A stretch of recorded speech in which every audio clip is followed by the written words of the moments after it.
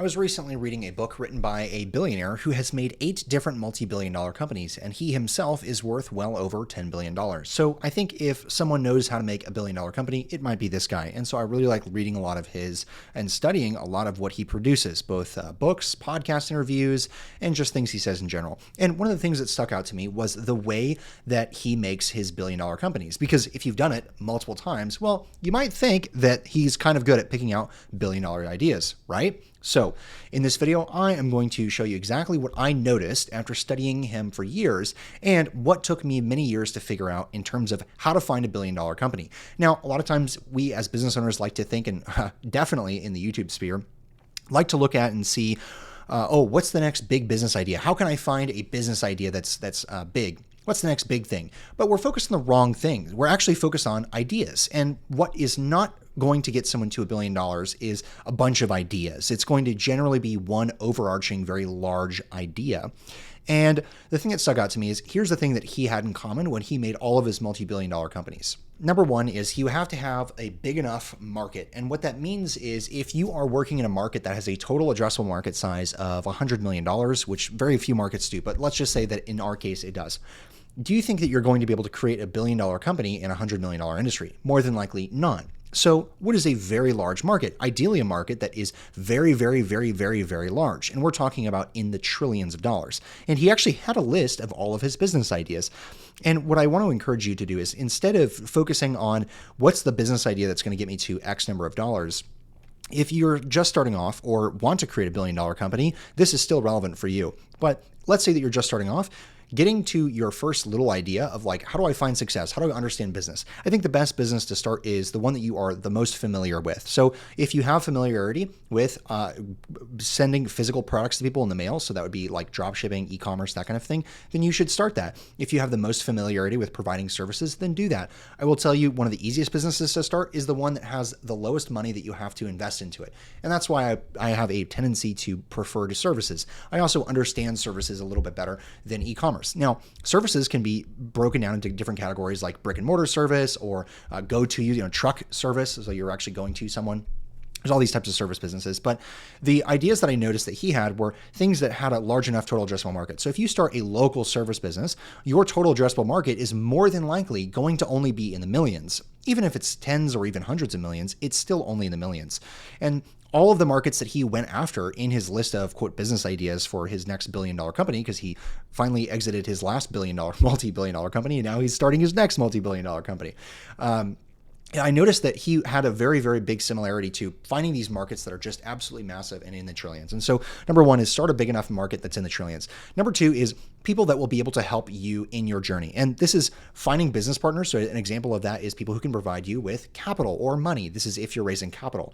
And the great example of this is he considered going into oil and gas. The reason that he didn't go to oil and gas is because his investors said, we like oil and gas. Oil and gas is great. But the reason that we're not going into oil and gas is simply because we've lost too much money. And so they were scared to invest into oil and gas, even though he saw a good idea for his playbook to be able to do that.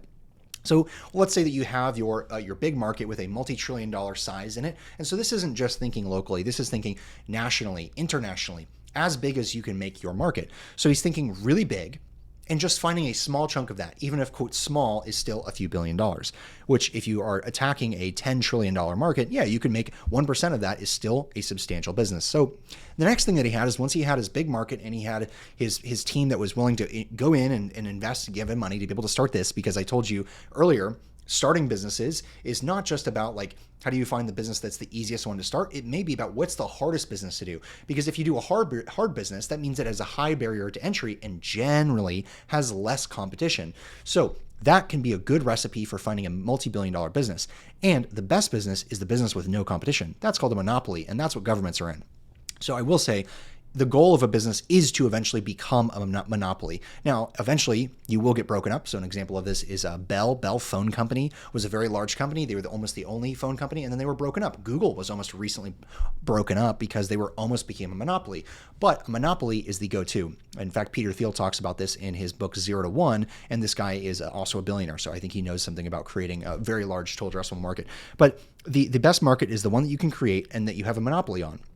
And some of the wealthiest people in the world, there's an oil baron that did this. He had a monopoly on oil and eventually split that up and broke it off. But the next thing is, once he had his big enough market that he maybe wouldn't necessarily find a monopoly on, he figured out, what is the management team that I need to do this? And I put some examples here. You may have something totally different. So for example, if you are a tech company, and so services would be chief revenue officer instead of chief technology company would be CTO, Chief Technology Officer. If you're a service-based company, it could be Chief Revenue Officer, CRO, because you're more focused around sales and marketing. And for tech is, the software is the product. So you want to make sure that the product is really good. If you are in a maybe more logistical based business, you may have a COO that is responsible for operational expenditures. So that just means that you have someone who's really focused on the hardware, the physical thing that costs money. Factories are a great example of this. Why? Because factories cost a ton of money to set up. And so you might want someone who's more operationally minded. So that's just, I put that out there sort of as an example. And CFO, because Chief Financial Officer, is really important for this. You want to money, business really is just numbers on a screen. Money is just numbers on a screen. It doesn't really exist when you think about it. And so you want a CFO who's able to tell you where is the money going and help make decisions on that. The next thing is you want a COO, your CEO. You want someone who's the absolute visionary who can go and expand and have a creative, massive idea. These are all the inputs, and this is what I call the black box. So these are things that all the things you just put in, you shake it up, and then comes your output. Obviously, I'm like way oversimplifying it there, but that's how I think about business. And I'll say time is a really important thing, as well as execution. So time is 10 years. So you put the great management team in place, you put a big market and a big concept. So that would be your big market, not necessarily your big idea, but your big concept into that black box. You put time, and then you put good execution, not just any execution, but really good execution. Good execution, I will tell you from all the executives that I've talked to, the biggest thing that makes really good executives, and this is from some of the largest companies in the world, is how to disagree. All that means is, how do I disagree with my business partner? How do I disagree with another executive? How do I disagree with my client? How do I disagree with the customer or the suppliers or vendors? How do I disagree? And how do I disagree in a respectful way? Because when you have a bunch of people that are just yes men that all agree, if all of these 3 people or 4 people in your executive team just agree on everything, then they might be a little bit useless. And so you want people who disagree, but disagree in a way that you can still respect and love the other person. So if you truly care about the other person and you can disagree with them in a healthy way, that's kind of what I mean by like execution. To an extent. So how do you disagree with other executives? And some of the best executives in the world can disagree. So all these things are what makes up the black box in terms of like how we are approaching what exactly is our $1 billion idea. And I'll tell you, our $1 billion idea is acquiring a bunch of smaller companies and putting them together. It's not necessarily a novel idea. In fact, it's very tried and true. Most of the biggest ideas are very boring. And I will tell you, every single industry that the billionaire that I was talking about earlier, and I read in his books, all of them were industries that were quote saturated, that had a ton of businesses in. And we're talking about hundreds or tens of thousands of businesses in this industry. And because the market was so fragmented, he bought them all up and put them together, and they were more valuable. That is how he made a few $1 billion. That's how I think about it. And that is how we are making a few $1 billion. If you liked this video, you also might like the next video as well.